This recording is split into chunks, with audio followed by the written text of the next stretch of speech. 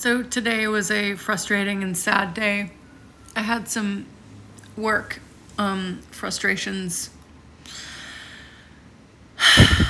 as well as I had this YouTube video playing of some thing about places around the world, and it just really frustrated me.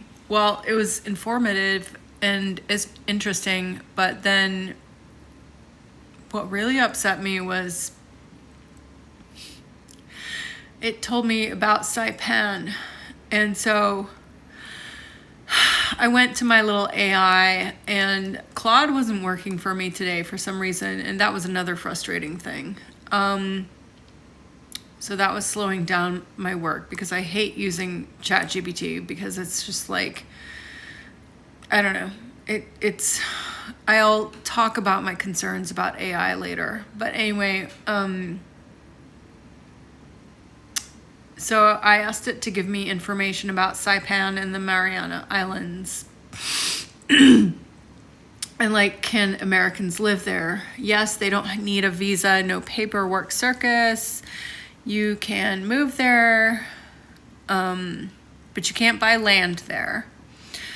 But so the living there is pretty cheap, but you can. So I was looking at this because this video I saw was talking about places you can live in America or American territories for that are like paradise, which are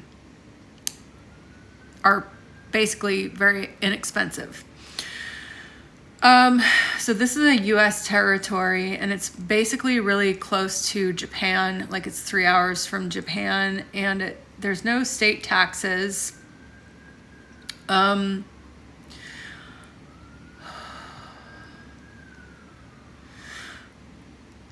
Yeah, so you've got the thing that really attracted me to this area of the world is year round. It's 85 degrees, which that is amazing, because I've been thinking about it, and I really like the coastal place where I am in Oregon, but it's always cold, and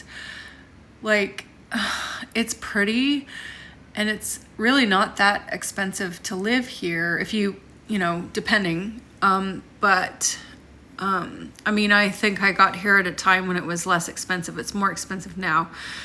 But in the summertime, even the average is in the 60s, basically. It never gets in the 70s or 80s, which is okay. So it's beautiful, but I'm thinking, I don't know about long term. Long term, I think I want to live somewhere where there's access to the beach, or it's coastal, but it's also nice year round. There's no snow, it's not cold, it's just nice. It can be humid, that's okay. I don't like flat land. No flat land, mountains and cliffs and shit like that. That's great. Beautiful terrain, lush, beautiful, easy economics, not too expensive, Ventura, just for a 1-bedroom apartment. I'm not even gonna go into that right now, sister. Good God. It was yeah, when I looked for a place last year. So anyway, I looked at this place and I'm yeah, that's interesting. But Saipan, it's kind of a little bit limited with regards to healthcare, and you could be there remotely and stuff like that. Anyway, and then there's Guam, which I saw was right near it, which is also a U.S. territory. So you don't visas are not a problem, and so that would be easy, and it's also similar climate, but it's a little bit more developed, has a bit more infrastructure. Anyway, so then I was well, maybe I could go there as an American Australian resident, like live there part of the year and then live the part of the year in Australia, because there are other benefits for like living in, one of my homelands, Australia. Anyway, went through all this. I'm not going to go through all this stuff, but like basically the bottom line was like I got to the bottom and I was like, oh. Like I told it all I wanted. Like I'd like to have some land right by the coast, be able to sort of live like semi off grid, like have a chunk of land with, be able to grow food, have some animals,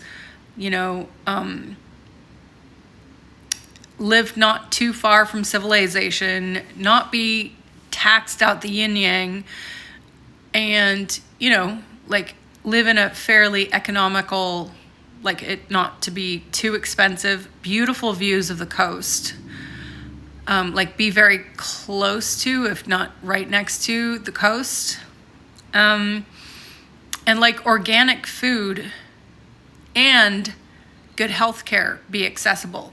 Like readily accessible, like organic food and, like good, healthy, whole foods and stuff like that. Not like, crap that gets imported that like you don't have much selection and stuff like that. Good water and food and stuff like that. And then also like access to good healthcare options because, ain't getting any younger. So it gave me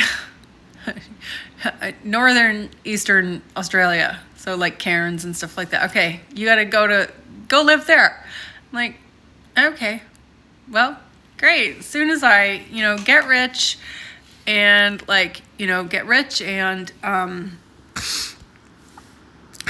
go back to Santa Clarita, live there for a little while and,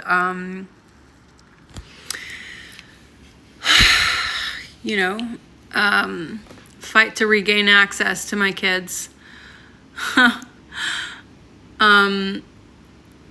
Try to prove to them that I'm good enough as a mom.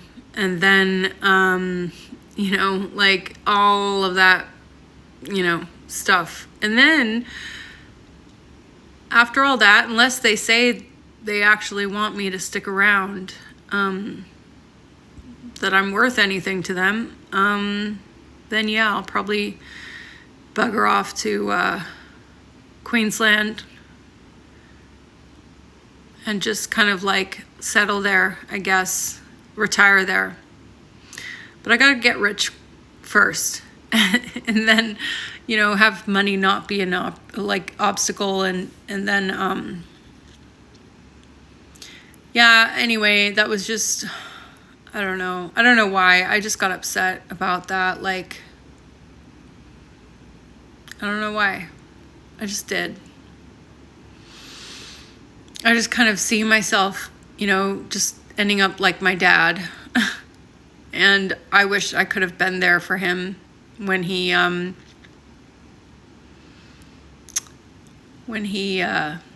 finally passed. I wasn't able to be there for him, but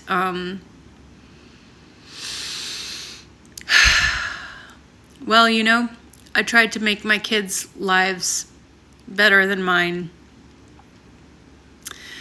I'm glad I got to do it for them for the first good part of their lives. And, I hope the end of my life is going to be a bit better than my dad's. Anyway, thanks for listening. Thank you for, existing.